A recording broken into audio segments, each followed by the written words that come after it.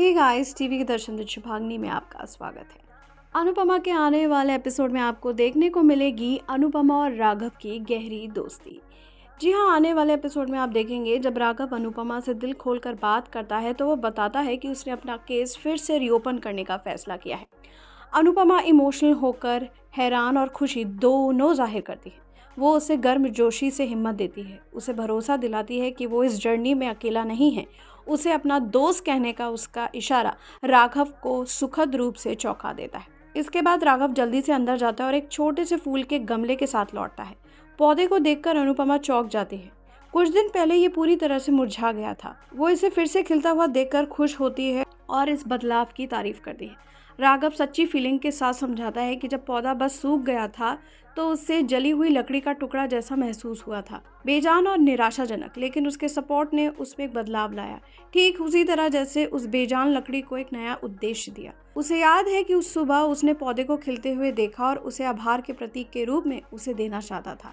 हालांकि वो हिचकिचाया, इस बात को लेकर सोच रहा था कि अनुपमा उसके इरादों को गलत तरीके से ना ले।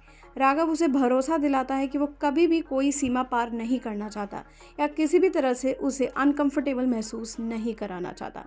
अनुपमा उसकी ईमानदारी से इम्प्रेस हो जाती है और वो गमला एक्सेप्ट कर लेती है। वो उसे तहे दिल से थैंक्स कहती है और धीरे से उसे हिम्मत देती है कि वो अपना ध्यान आगे के मामले में लगाए। भाई, अब राघव और अनुपमा की ये फ्रेंडशिप का जो ट्रैक है, ये देखकर मान के फैंस तो बहुत इरिटेट हो रहे हैं। अनुज कपाड़िया और अनुपमा की जो केमिस्ट्री थी लोगों के जहन में बस चुकी है। यही वजह है कि गौरव खन्ना की वापसी को लेकर मान के फैंस अभी भी अडिग हैं। लेकिन मेकर्स अब राघव और अनुपमा की ये दोस्ती दिखाकर उन मान फैंस को इरिटेट ज़रूर कर रहे हैं। लेकिन वहीं कुछ लोग ऐसे भी हैं जो अनुपमा और राघव की इस प्योर फ्रेंडशिप की तारीफ कर रहे हैं।